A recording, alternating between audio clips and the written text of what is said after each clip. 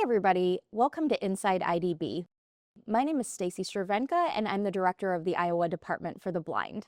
So we're here today with Matt Nemmers, who is the executive officer of the Business Enterprise Program, which provides self-employment opportunities for blind and low vision Iowans. Hi, Matt. How are you?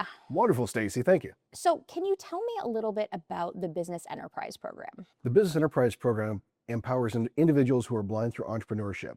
We provide training, management services, and other resources, including equipment, to assist individuals in starting their own businesses across the state.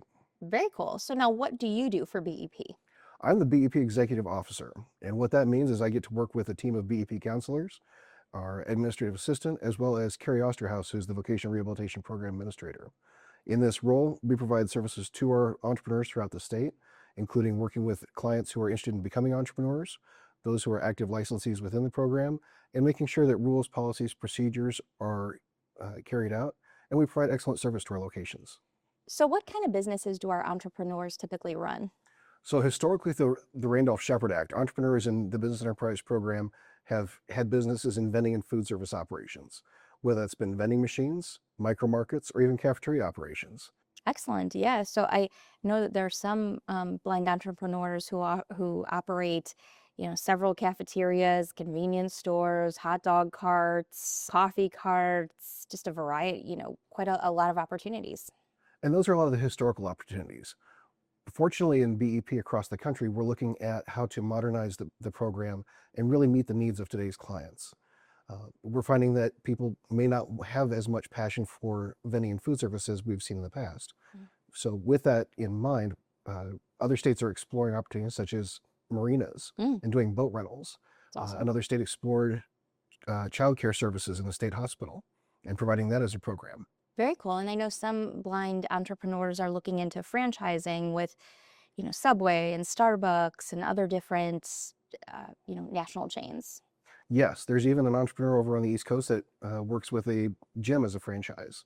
So for people watching at home, what do you think makes a successful entrepreneur in the BEP program? Intrinsic motivation. hmm And what I mean by that is somebody has to want to do this so deeply that they will eat, breathe, and think about it even when they're not at the office. Yeah, being a small business owner is hard. Absolutely. Beyond that, we've got huge technology strides that are being made right now. If you think of the current business landscape, a lot of businesses are referring to how AI is being influenced or influencing their business. That doesn't escape us in BEP either. Whether it is working with vending management systems that use AI to optimize product placement, or even AI in the market space where coolers have cameras and can identify what products are being sold simply by being pulled out of the cooler. It's important that entrepreneurs understand technology, the role it plays, and aggressively learning those skills. Excellent. Yeah. I mean, any small business owner, I think sometimes people have the misperception that working for yourself is somehow easier than sort of a typical, 9 to 5 arrangement, where often working for yourself and running a small business, I mean, that ends up being a 24-hour-a-day Absolutely. job. Absolutely. That's one of the things that I stress to people who come into the program is this isn't something you can put down when you leave the office. Because you are the one running the business, everything rests on your shoulders. Oh, absolutely. And that's the biggest reason I look at BEP as a prime example of independence and empowerment for individuals. Not just blind individuals, but individuals in general. Because you're no longer dependent on somebody else for a paycheck. You're out there making the decisions. And in fact, people are now dependent on you for their paycheck as you hire employees.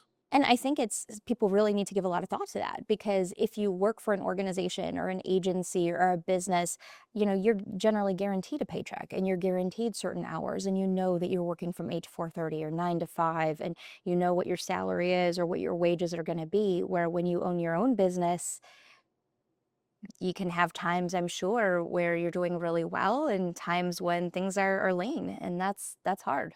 Absolutely. There are no guarantees as an entrepreneur.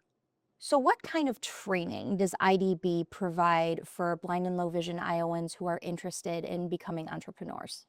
Well, in addition to our training that all clients can receive through the department, we also provide online training specific to entrepreneurship.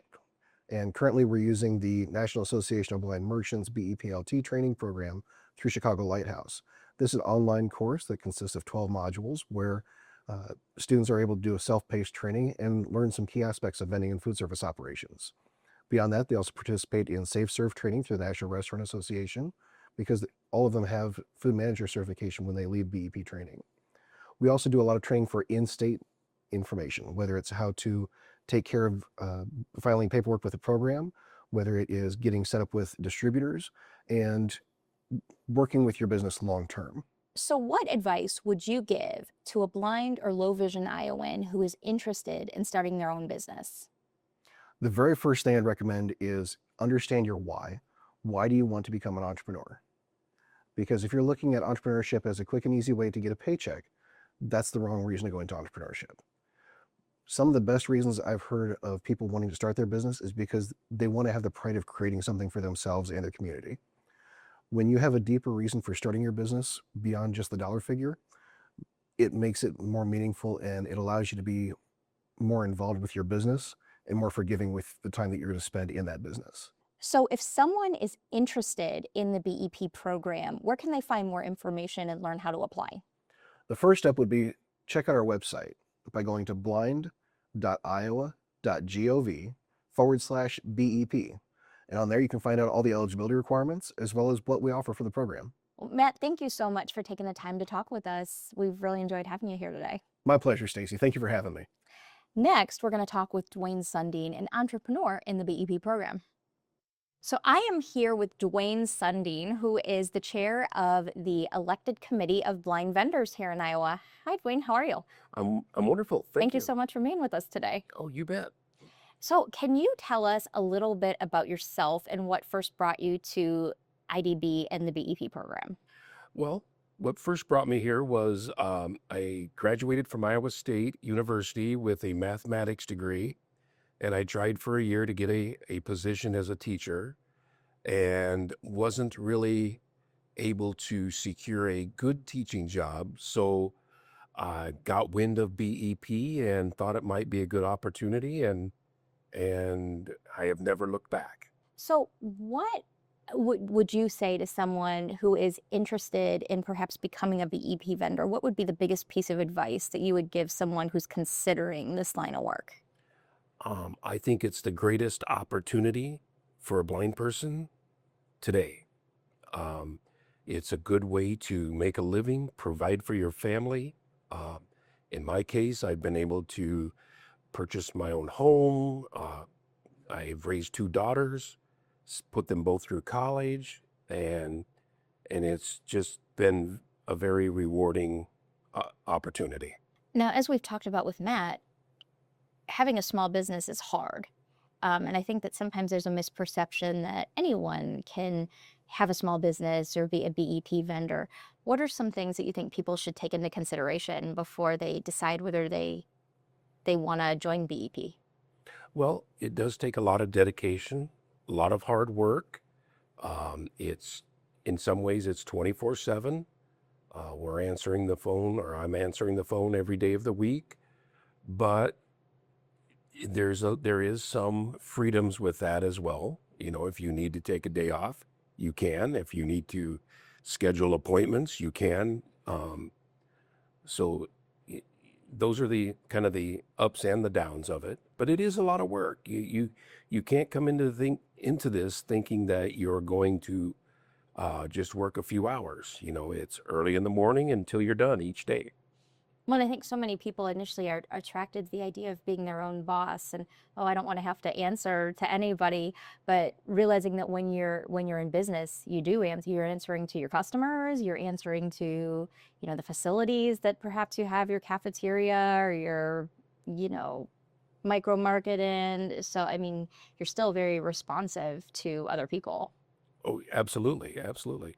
Yeah, and if you don't respond, it is usually reflected in your sales. So if you You don't want them, respond, you don't eat. that's right, that's right. So what would you say is your favorite part of being a BEP vendor? Well, I think my favorite part is I challenge myself with technology and trying to think forward on what direction I'm going to go. For example, micro markets have been something that I've really enjoyed. We're now into the smart markets, smart coolers, putting those out. I really enjoy that technology part of it. And what would you say is the most challenging aspect of your job? Uh, you know, right now, it's not necessarily as challenging as it's been before, but getting and retaining employees, Mm. that's probably one of the biggest challenges. However, for us, we've got some really good employees that have been with us for a long time now, and um, so that really helps us succeed. It does. Succeed. Yeah. So, what advice would you give to someone who wants to be successful in the BEP program? Wow, big question. I think I think the biggest thing for me would be is be prepared to spend the time and work hard, get organized, and and be prepared to accept the daily challenges. Excellent. Now, if someone is interested in the BEP program and they want to speak with a vendor, or maybe they are currently in the BEP program and would like to get a hold of you, how can they do that? One of two ways. You can email me at dsundine at capitalvendingia.com, and that's DSUNDINE at CAPITOLVENDINGIA.com. Or you can call me at 319-855-8924. Well, thank you so much for being with us today, Dwayne, and sharing a little bit more about BEP and yourself as a vendor. Well, thanks for having me. And just as a reminder, if you're interested in learning more about the BEP program, you can check us out at blind.iowa.gov/BEP.